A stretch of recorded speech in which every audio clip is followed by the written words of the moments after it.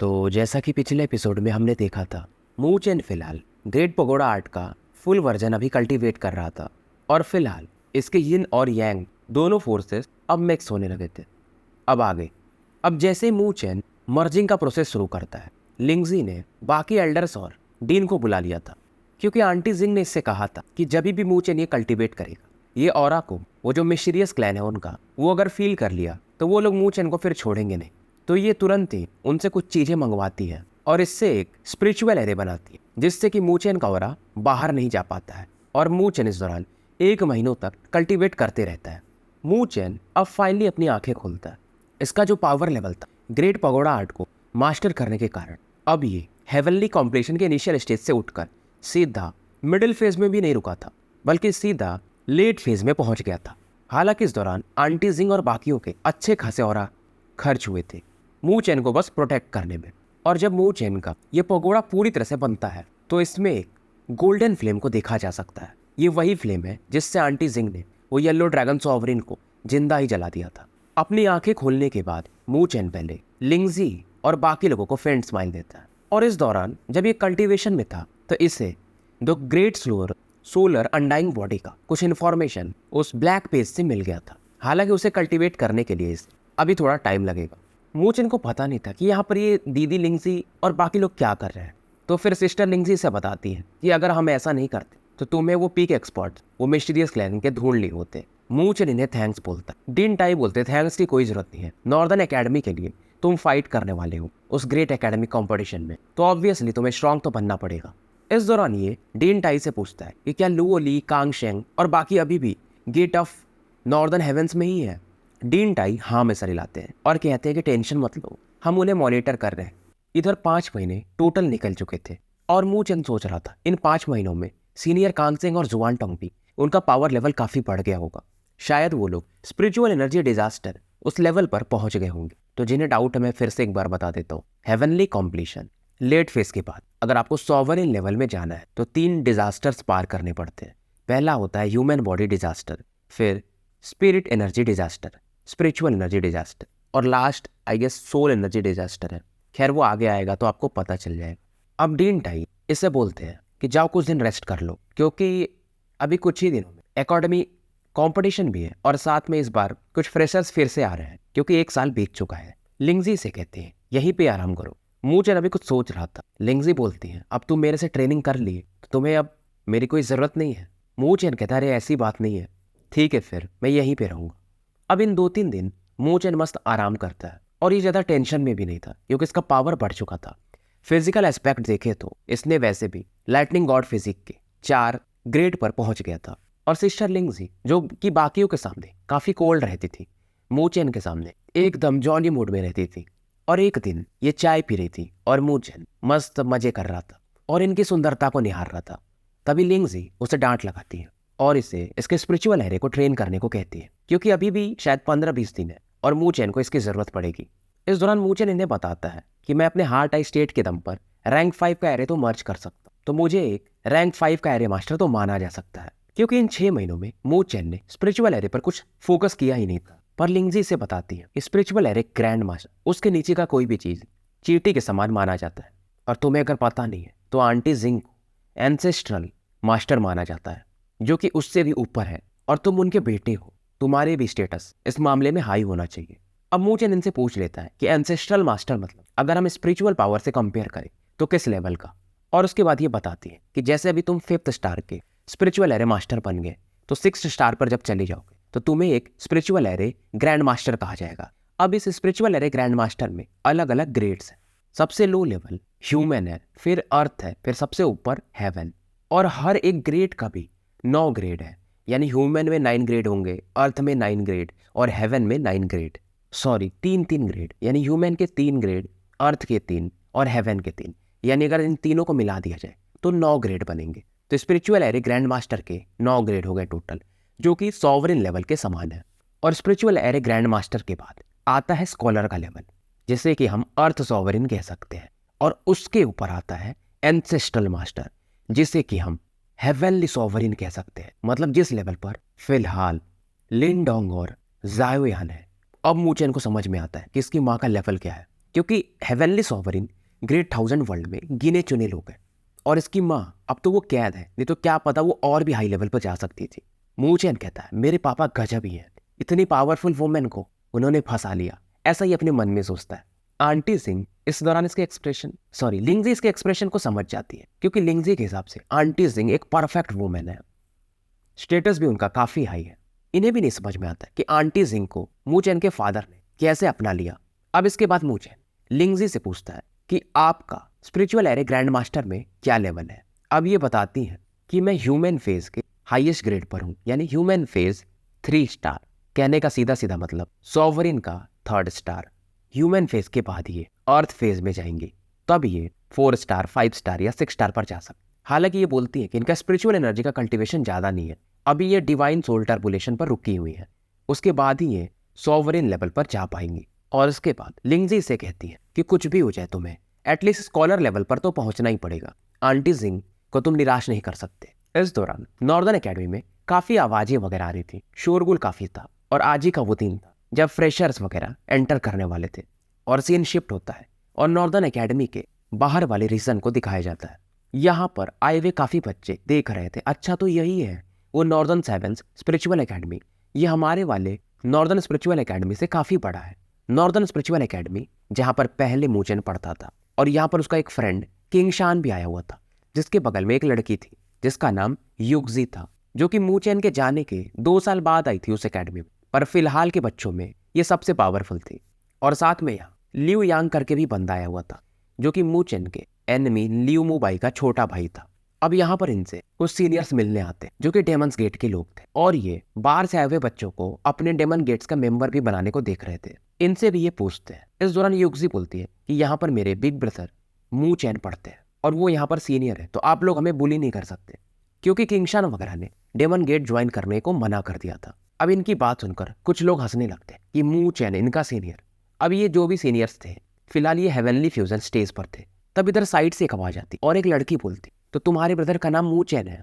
किंगशान इसे शांत करता है, क्योंकि मू चैन को आए हुए भी 1 साल हो रहे हैं और हो सकता है ये लोग उससे ज्यादा पावरफुल हो, तो फालतू में पंगे हो जाएंगे। और किंगशान युगजी के लिए बाकियों को सॉरी बोलता है। अब ये जो बाकी साइड में लोग थे जिन्होंने अभी पूछा, ये लुओ गॉड एसोसिएशन के थे। युगजी वगैरह भी इस समय घबरा जाते हैं, पर बाकी ये जो लोग थे जो कि लुओ गॉड के थे, वो कहते टेंशन मतलब हम मू चैन को तो जानते हैं। अब इस दौरान किंगशान कहता है, पर क्या पता हमारा मू चैन अलग हो और आपका अलग हो, एक नाम के 2 लोग भी तो हो सकते हैं। अब इस दौरान कंफर्मेशन के लिए लुओ गॉड वाले लोग पूछते हैं, तो तुम लोग नॉर्दर्न स्पिरिचुअल एकेडमी के हो? युगजी और किंगशान हाँ में सर हिलाते हैं। फिर ये लोग समझ जाते हैं कि मू चैन भी तो अपना वहीं से आए हैं, तो ये सही कह रहे हैं। अब ये सुन के डेमन गेट वाले शांत हो जाते हैं, क्योंकि फिलहाल मू चैन से इस पूरे एकेडमी में कोई टक्कर ले ही नहीं सकता। खास करके ये जो बंदा अभी डेमन गेट का बोल रहा था, चैंग जियो, इसको भी मू चैन ने बहुत पहले पीटा ही था। और चैंग जियो तुरंत ही बोलता है ये मेरा मिस्टेक था, और यहाँ से ये निकल जाता है। किंगशान हैरान था कि मू चैन इतना पावरफुल बन गया इतने कम समय में। इस दौरान इनको आगे जब ये बढ़ते हैं लुओ गॉड के लोगों के साथ, तो इन्हें स्पिरिट रैंकिंग और हेवनली रैंकिंग भी देखने को मिलता है। खास करके जब ये मू चैन का नाम 3rd रैंक पर देखते हैं, तो ये और भी ज्यादा हैरान हो जाते हैं। इस दौरान एसोसिएशन के लोग बताते हैं कि अगर मू चैन चाहे तो वो 1st रैंक पर भी जा सकता है। युगजी जो कि मू चैन से कभी मिली नहीं थी, पर मू चैन को अपना एक आइडियल मानती थी, तो वो काफी खुश हो जाती है। अब इधर सीन शिफ्ट होता है और कुछ लोगों को अब इधर पता चल चुका था कि नॉर्दर्न हेवेंस का गेट अब खुलने वाला था। और फाइनली एक हम की आवाज होती, और 6 महीनों की ट्रेनिंग के बाद कुछ लोग अब यहाँ पर बाहर आते हैं। ये थे कांगशे, मू चैन, सू जुआन, ली जुआन टोंग और बाकी लोग। और इनको देखने के लिए भीड़ में मू चैन भी आया हुआ था। कांगशेंग तुरंत ही मू चैन से कहते, मू चैन क्यों ना एक फाइट कर ही ले, अब 6 महीने की ट्रेनिंग में देखते हैं क्या फर्क आया। अब दोनों थोड़े दूर निकलते हैं और बैटल इनका शुरू हो जाता है। सभी बच्चों का, इवन जो फ्रेशर्स भी आए हुए थे, इनकी भी नजर इस बैटल पर थी। किंगशान वगैरह जब मू चैन को देखते हैं तो ये पहचान लेते हैं। युगजी ने अभी तक बस मू चैन का नाम सुना था, और ये पहली बार मू चैन को देखती है। इसके दिल की धड़कनें थोड़ी बढ़ भी जाती हैं। मू चैन इधर देखता है, खास करके हे याओ, सू जुआन, जाओ किंगशान और बाकी सभी हेवनली कॉम्पिटिशन के लेट फेज में पहुंच चुके थे। कांगशेंग, ली जुआनटोंग और लुओ ली, इनका लेवल तो शायद ह्यूमन बॉडी डिजास्टर को पार कर चुका था। इस दौरान कांगसेंग स्माइल करके मू चैन से कहते हैं, मेरा मूव रिसीव करो। कांगसेंग अपने स्पिरिचुअल एनर्जी को कंडेंस करते हैं और मू चैन पर एक पावरफुल अटैक दे मारते हैं। इस अटैक को देखकर डीन टाई और बाकी एल्डर्स भी हैरान थे, क्योंकि मू चेन जो टेक्निक यूज कर रहा था इसे कहते हैं पनिशमेंट डिवाइन आर्ट, और उसका पावर लेवल पहले से काफी बढ़ चुका था। मू चेन भी इस अटैक को देखता है और ये भी अपना एक powerful attack judgement divine art myriad life से इस अटैक की तरफ बढ़ा देता है। अब दोनों अटैक एक दूसरे से टकराते हैं, और फिलहाल अगर देखा जाए तो कांगशेंग इतने स्ट्रांग है कि मो जिंगटियान से फाइट कर सकते हैं या उसे हरा भी सकते हैं, और मू चेन की बॉडी चारों लाइटनिंग मार्क को भी देखा जा सकता था, और कोलिजन की वजह से जो स्पिरिचुअल वेव्स निकलती हैं उससे कांगशेंग 10 कदम पीछे जाते हैं और वही मू चेन बस 8 कदम।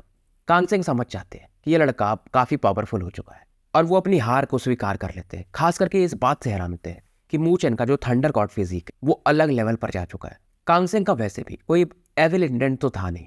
तभी इधर ली जुआनटोंग, हे याओ, जू हुआ और बाकी सभी मू चेन पर अटैक करने लगते हैं, और ये सभी हंस रहे थे कि हमने पहले ही अंदर में डिसाइड किया था कि अगर तुमने कांगशेंग को हरा दिया तो हम सभी मिलकर तुम्हें पीटेंगे। मू चेन का चेहरा लाल हो जाता है और ये यहाँ से भागने लगता है। हालांकि ये सभी तो अटैक कर रहे थे, बस लुओली आगे नहीं आती है। हे याओ और बाकी चिल्लाते हैं कि लुओली तुमने भी कहा था, पर लुओली इस समय मू चेन के बाजू में खड़ी थी और ये हंस रही थी कि मैं तो नहीं मार सकती इसे। और फिलहाल इस फाइट के बाद हेवनली रैंकिंग में चेंज आ जाता है। मू चेन पहले रैंक पर जा चुका था, और कांगशेंग भी कहते हैं तुम डिजर्व करते हो। इस बैटल के बाद मू चेन को यह भी पता चल चुका था कि इसका पुराना साथी किंग शान, जो कि नॉर्दर्न एकेडमी में इसके साथ पढ़ता था, वो भी आया हुआ है। तो मू चेन फिलहाल, अब ये लोग फ्रेशर्स रहे नहीं मू चेन वगैरह, तो ये फ्रेशर्स एरिया में जाकर उनसे मिलता है। 2 सालों बाद शायद ये लोग मिल रहे थे। इस दौरान किंग शान इसे अंकल मू के बारे में भी बताता है, जिन्होंने बाकी वो जो 9 प्रोविंस थे सबको मिलाकर वो वहां के ओवरलॉर्ड बन चुके हैं, और फिलहाल उनका पावर लेवल भी हेवनली फ्यूजन स्टेज में जा चुका है। मू चेन काफी खुश होता है कि इसके ओल्ड मैन सच में इस समय कमाल दिखा रहे हैं, और इसकी मुलाकात यूगजी से भी होती है। लियू फैमिली के लियू यांग से भी ये मिलता है, पर लियू यांग को ये ब्लेम नहीं करता क्योंकि ये बच्चा है, जो भी था इसके फादर या ग्रैंडफादर ने किया था। और इस दौरान यूगजी से काफी प्रभावित होता है क्योंकि नॉर्दर्न एकेडमी की ये अगली जीनियस थी, और ये मू चेन की एक तरह से पूजा करती है। यूगजी काफी क्यूट थी, और मू चेन इससे कहता है कि अच्छे से मेहनत करना, एक दिन तुम्हें हेवनली रैंकिंग के फर्स्ट रैंक पर जाना है। और यहाँ पर लुओली से भी इन लोगों की मुलाकात होती है। यूगजी तुरंत ही बोलती है बिग सिस्टर लुओली आप सच में काफी सुंदर हो। लुओली भी इसे कहती तुम भी काफी क्यूट हो, और कहती है अगर कोई भी प्रॉब्लम हो तो मुझसे आके मिल लेना।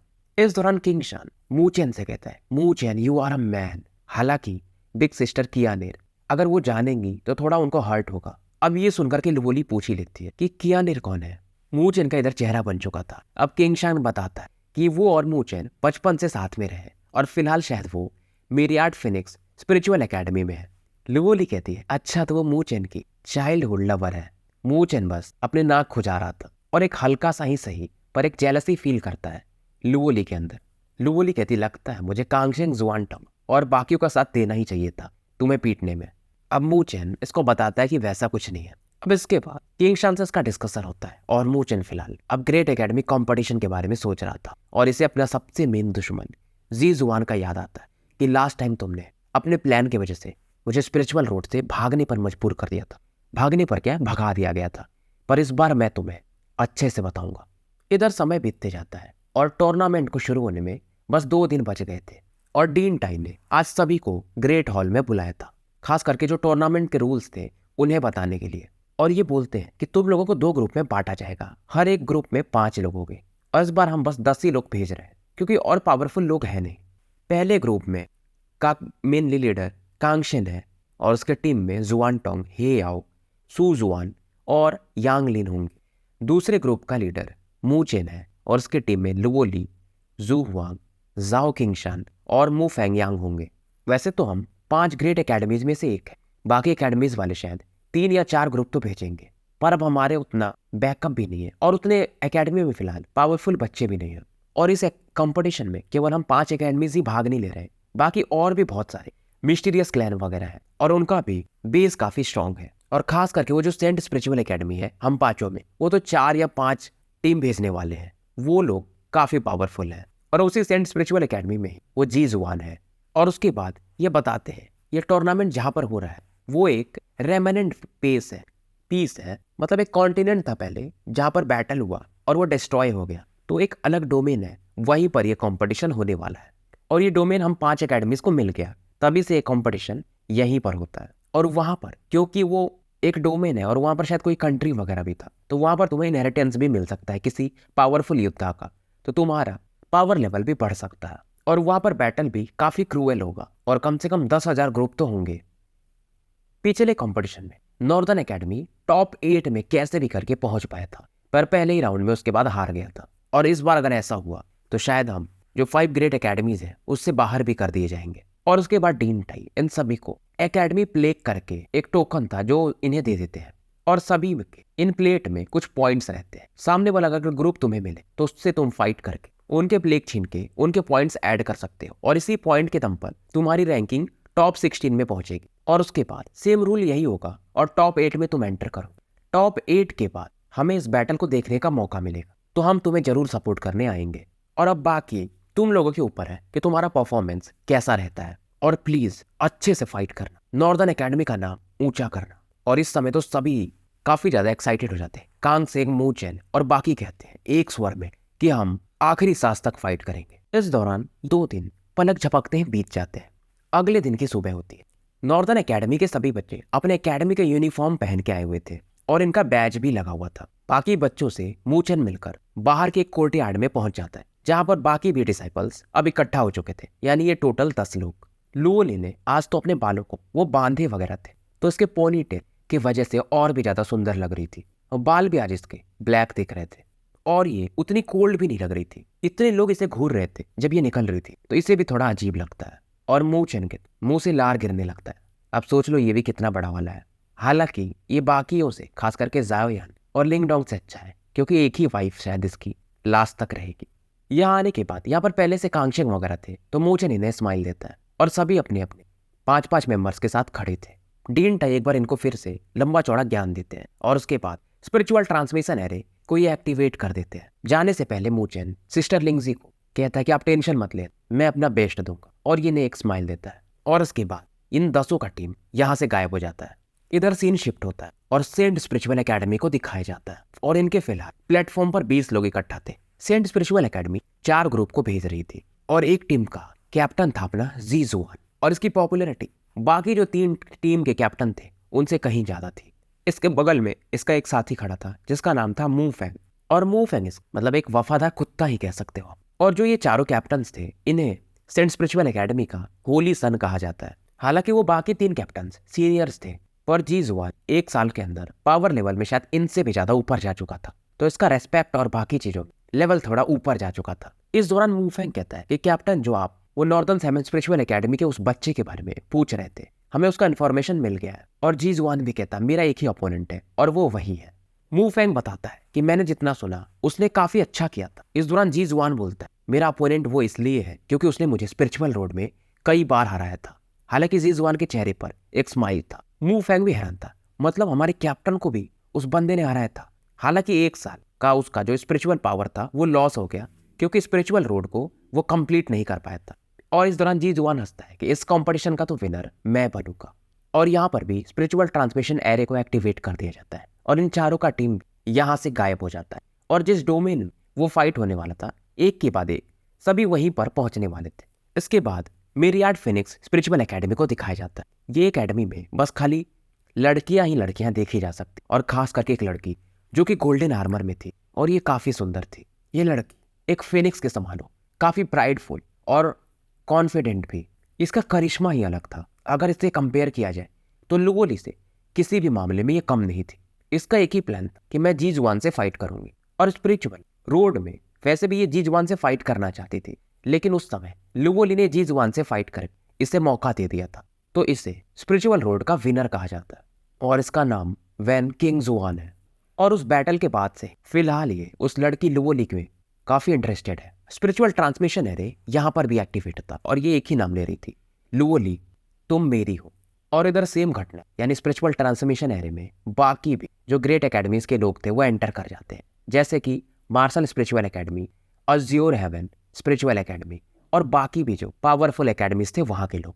यहाँ पर पहुंचने के बाद मू चेन ये जो कॉन्टिनेंट ऑफ रूइंस था उसे देख रहा था। इनका टीम जहां पर आता है वहां पर इन्हें कांगशेंग वगैरह नहीं मिलते, और यहाँ पर स्पिरिचुअल एनर्जी का जो लेवल था थोड़ा हाई था। अब जब ये सभी लोग बैटल फील्ड में एंटर करते तो इनके टोकन पर 10 पॉइंट्स थे।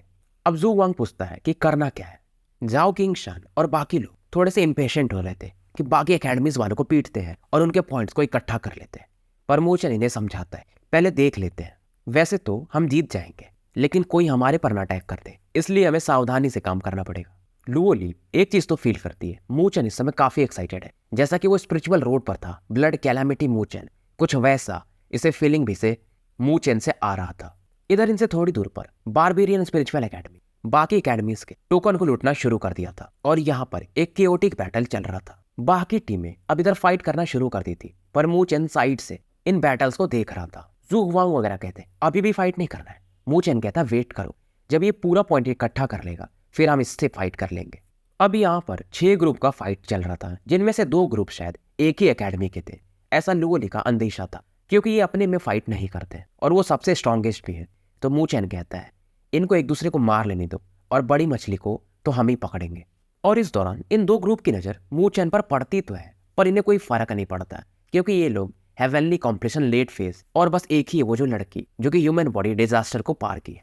तो इनकी नज़र में मूचन का टीम काफी वीक है। अब इन दोनों टीम के कैप्टन्स की तरफ मूचन बढ़ता है और कहता है कि अपने पॉइंट्स हमें दे दो। ये सुन करके ये कैप्टन्स कहते हैं हमें तुमसे फर्क भी नहीं पड़ता और जितना खा सकते हो उतना ही चबाओ। हालांकि इन दोनों टीम के captains human body disaster fail कर गए थे, फिर भी ये नॉर्मल इंसानों से तो पावरफुल थे ही, लुओ ली को ये हरा नहीं पाएंगे। पर इनके टीम के 10 लोग हैं और वही मूचन में 5 लोग, तो बैटल जितना ज्यादा मुश्किल होगा नहीं।